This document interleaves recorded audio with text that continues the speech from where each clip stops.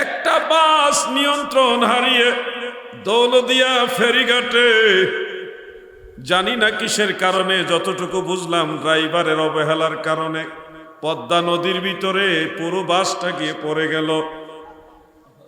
50 থেকে 60 ফিট কম বেশি গভীরে বাস চলে গেছে। একটা মানুষ ওই গভীর থেকে বেঁচে আর উপর উঠতে পারে নাই। যারা আগে আগেই লাফ দিছে তারা কয়েকজন হয়তো বেঁচে গেছে, কিন্তু নিচে যারা চলে গেছে এরা আর আসতে পারে না। কিছুক্ষণ আগেও তারা জানতো না যে তারা মারা যাবে, এখন কয়েক মিনিট পরে তারা মারা যাবে, তারা জানতো না। কেউ হয়তো ভাবছে আমি ঢাকায় যে এই করব, ওই করব, ব্যবসা করে এই করব, চাকরি করে সেই করব, কত চিন্তাধারা তাদের মাথায়, কিন্তু পদ্মা নদীর পানিতে ডুবে তারা যে মৃত্যুবরণ করবে এই খবর তাদের কাছে নাই।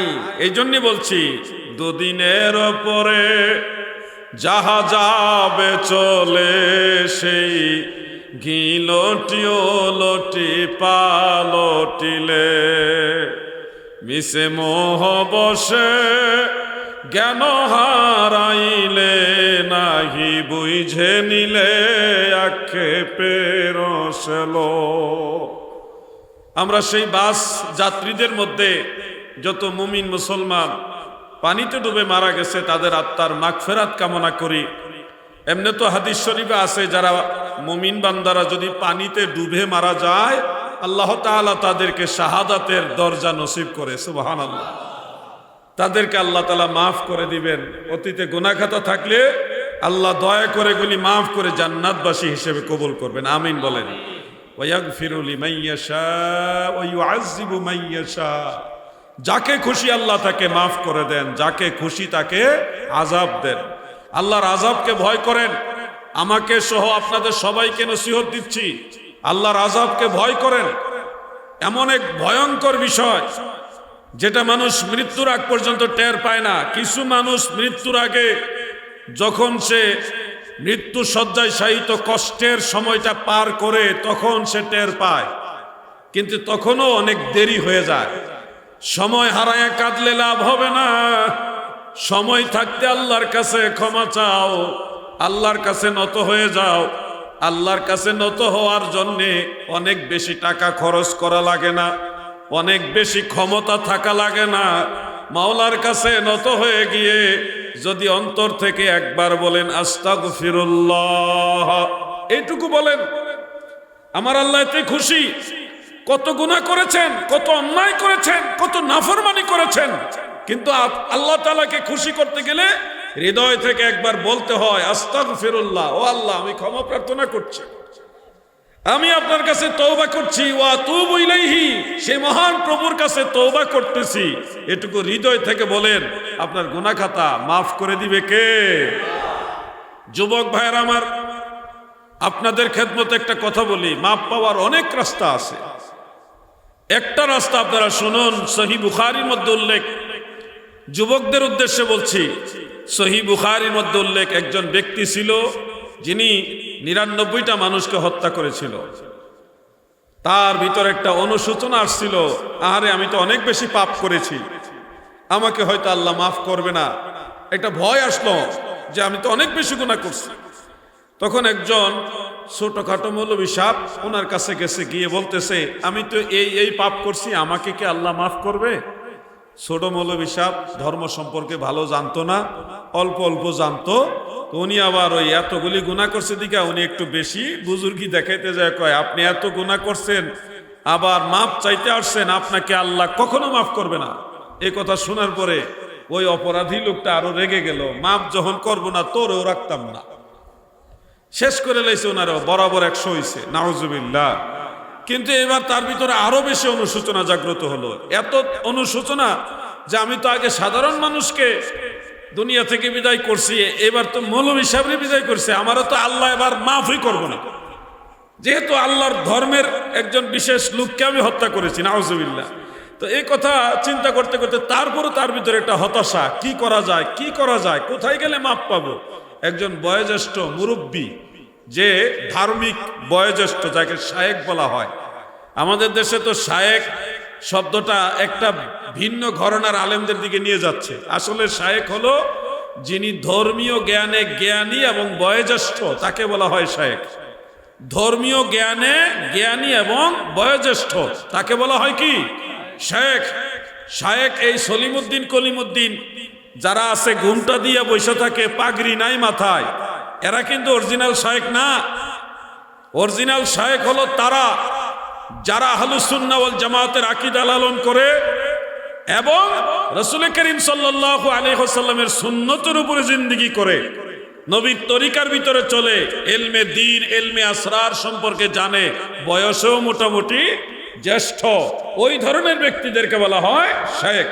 যেমন আপনারা মুরব্বীরা বলতে পারবেন ভালো, অথবা যারা জেনারেল শিক্ষিতদের মধ্যে ধর্ম নিয়ে চর্চা করেন আপনারা জানেন, বাগদাদ শরীফের হুজুর গাউসুস সাকালাইন বড় পীর আব্দুল কাদের জিলানী রহমাতুল্লাহ আলাইকে বলা হয় শেখ আব্দুল কাদের জিলানী। শেখ হলো গাউসে পাক আব্দুল কাদের জিলানী, উনি হলো শেখ। আরেকজন শেখ আছে আমাদের ভারতবর্ষে, যিনি মুজাদ্দিদিয়া তরিকার ইমাম, যার বংশধর হলো ইমামে রব্বানী দরবার শরীফের হযরত কেবলা হযরতে শায়েখ আহমদ সেরহিন্দি মুজাদ্দিদ আল ফিসানি রহমাতুল্লাহ আলাইহি, ওনাকে বলা হয় শায়েখ। শায়েখ কিন্তু খামখেয়ালি বিষয় না, যেন তেন বিষয় না, যাকে তাকে শায়েখ বলা হয় না। আরেকজন শায়েখ আছে প্রসিদ্ধ শায়েখ আল্লামা শায়েখ আব্দুল হক মুহাদ্দিসে দেহলভী রহমাতুল্লাহ আলাইহি, ওনাকে বলা হয় শায়েখ।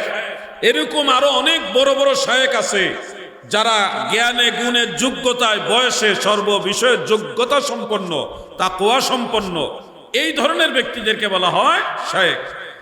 অথচ চাঁদপুরেও আছে, আপনাদের চাঁদপুরেও আছে, দেখছি বয়স এখনো 30-35-এ যায় নাই, লেখাপড়া করতেছে এখনো, সেও তার নামের আগে শায়েখ লেখে। চাঁদপুরেও আছে, বাংলাদেশে অনেক জায়গা আছে। এই ধরনের শায়েখ থেকে সাবধান।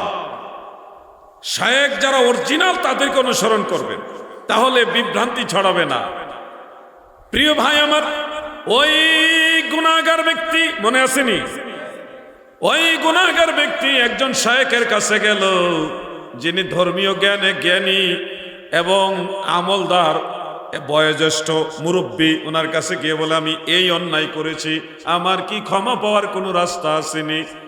ওই মুরব্বী নিজে দায়িত্ব নিয়ে কোনো কিছু বললেন না, সিদ্ধান্ত দিলেন না, না দিয়ে ওনাকে ডিরেকশন দিলেন, পথ নির্দেশনা দিলেন, এটার সঠিক সমাধান আমি দিতে পারবো না গো, তুমি বরং অমুক গ্রামে যাও, অমুক কাবিলাতে যাও, গোত্রে যাও, গিয়ে দেখো ওখানে একজন বুজুর্গ আছে, আল্লাহর ওলি আছে, তার কাছে যাও, গেলে তিনি তোমাকে ক্ষমা পাওয়ার রাস্তা দেখায় দিতে পারবে। এখন উনি মাপ পাবে, এত বড় অন্যায় করার পরও ক্ষমা পাওয়ার আশা রাস্তা পাইছে। কেউ যদি ক্যান্সার রোগী হয় এবং সে যদি খবর পায় যে কুড়িগ্রামে নাগেশ্বরীতে একজন হোমিওপ্যাথিক ডাক্তার আছে, যার কাছে গেলে ক্যান্সার রোগ ভালো হয়ে যায়, যার চিকিৎসা নিলে, বলেন তো ওই ক্যান্সার রোগী কুড়িগ্রামেও যাইতে রাজি হয় কিনা? ওখানে গেলে সে বাঁচতে পারবে, তার ভিতরে একটা আশা জন্মাবে, কিভাবে সে কুড়িগ্রামের নাগেশ্বরীতে যাবে, এটা তার একটা আকাঙ্ক্ষা জন্মাবে। পাপী যারা, গুনাহগার যারা, তাদের আরো বেশি আকাঙ্ক্ষিত হওয়া উচিত যে কোথায় গেলে মাপ পাওয়া যাবে। ওই ব্যক্তি এরকম একটা আকাঙ্ক্ষিত হলো যে অমুক গোত্রে যায়, ওনার কাছে গেলে আমার এই সব গুনাহ মাফ হবে, রাস্তা জানা হবে। এই জন্য উনি আনন্দে দৌড় দিলেন বটে, কিন্তু কিছুদূর গিয়ে হোঁচট খেয়ে পরে উনি মাথায় আঘাত লেগে ওখানে ইন্তেকাল হয়ে গেলেন। ইন্না লিল্লাহি ওয়া ইন্না ইলাইহি রাজিউন। দাদু আমার, বুখারী শরীফের হাদিস, এটা বনি ইসরাইলের যুগের ঘটনা। এখন দুই শ্রেণীর ফেরেশতা আসছে ওনার রুহু নেওয়ার জন্য। মারা গেলে রুহু কিন্তু হয় ইল্লিয়িনে যায় অথবা সিজ্জিনে যায়। দুই শ্রেণীর ফেরেশতা আসছে রুহু, কেউ উপরে নিবে, কেউ নিচে নিবে। টানাটানি চলছে, নিজেদের মধ্যে বাক বিতণ্ডা চলছে যে কি করবে, কে নিবে, কারা নিবে রুহু। কেউ বলছে সে তো তওবা করে নাই, সে তওবা করে নাই, সে অনেক বড় গুনাহগার, সে অবশ্যই সিজ্জিনে যাবে, আমরা তাকে নিয়ে যাব। আবার কেউ দাবি করছে সে তওবা না করলেও তওবা করার জন্য দৌড় দিছে, সে তওবা করার জন্য আগ্রহী ছিল, অবশ্যই তাকে আমরা জান্নাতে ইল্লিয়িনে নিয়ে যাব। চলছে তর্ক বিতর্ক। রাসূল আকরাম সাল্লাল্লাহু আলাইহি ওয়াসাল্লাম বলেন, তখন আল্লাহর তরফ থেকে ফয়সালা আসলো, তোমরা একটা কাজ করো, যেখান থেকে সে রওনা দিয়েছে ওখান থেকে ওই আমার বুজুর্গ বান্দা আল্লাহর ওলি তার বাড়ি পুরাটা মাপ দিয়া দেখো, যদি ওই গন্তব্য থেকে সে বেশি পরিমাণ জায়গা আমার ওলির বাড়ির দিকে গিয়ে থাকে তাহলে রূহ নিয়ে যাবে ইল্লিয়িনে, জান্নাতের বাগানে। আর যদি কম পরিমাণ জায়গা গিয়ে থাকে তাহলে রূহ নিয়ে যাবে সিজ্জিনে। আমাদের দেশের এক বক্তা আবার বলছে ইজ্জিল সিজ্জিল, ইল্লিয়িন বলতে পারে না, সিজ্জিনও বলতে পারে না, কয় ইজ্জিল আর সিজ্জিল। তাদের নামের সাথেও আবার অনেক সময় আল্লামা আমরা দেখি যে আল্লামা, এই যে আমার নামের সাথে অনেক সময় আল্লামা লেখেন আপনারা, আমি নিষেধ করি। আমরা আল্লামা নই, আমরা আল্লামাদের অযোগ্য ছাত্র। আল্লামা ছিলেন আওলাদ রাসূল আল্লামা আবেদ শাহ আল মাদানী, উনি ছিলেন আল্লামা। আল্লামা হলো গাজী আকবর আলী রেজভী সাহেব, আল্লামা হলো আল্লামা মুফতি আবু নাসের জিহাদি সাহেব, আল্লামা হলো শামসুল উলামা ফুলতলি সাহেব কিবলা, ওনারা হলেন আল্লামা। সারসিনার আলা হযরত হলো আল্লামা, ফুরফুরা শরীফের আলা হযরত তিনি হলেন আল্লামা, রুহুল আমিন বসিরাটি হুজুর হলো আল্লামা। এরকম বহু আল্লামা আছে, উনাদের অযোগ্য ছাত্র অনুসারী হলাম আমরা। আমাদের নামের সাথে আল্লামা লাগাবেন না, যার তার নামের সাথে আল্লামা লাগাবেন না প্লিজ। একটু আমানতদারিতার সাথে পোস্টারগুলি লিখবেন। আল্লামা যাদের লেখা দরকার তাদেরকে লিখবেন, আমাদেরকে না। আমরা তাদের যোগ্য ছাত্র নই, আমরা অযোগ্য ছাত্র। তারা যেইভাবে ইলমে দ্বীনের খেদমত করে গেছে এর ধারে কাছেও আমরা যাইতে পারছি না। আমরা চেষ্টা করতেছি কিন্তু ধারে কাছেও যাইতে পারছি না। আল্লাহ সাহায্য কামনা করি, আমিন বলেন। যুবক ভাইরা বেজার হয় না, আমি ঝুষে কথা বলছি না, ঘুষে বলছি। আল্লামা যাকে তাকে লেখা যাবে না। যে লোক ইজ্জিল বলে সিজ্জিল বলে তাকে যদি আল্লামা লেখেন তাহলে তো এটা কিয়ামতের আলামত হলো, কিয়ামতের আলামত না। খবরদার, যতটুকু বলা দরকার আমার বলতে হবে, এটা আমাদের জিম্মেদারি।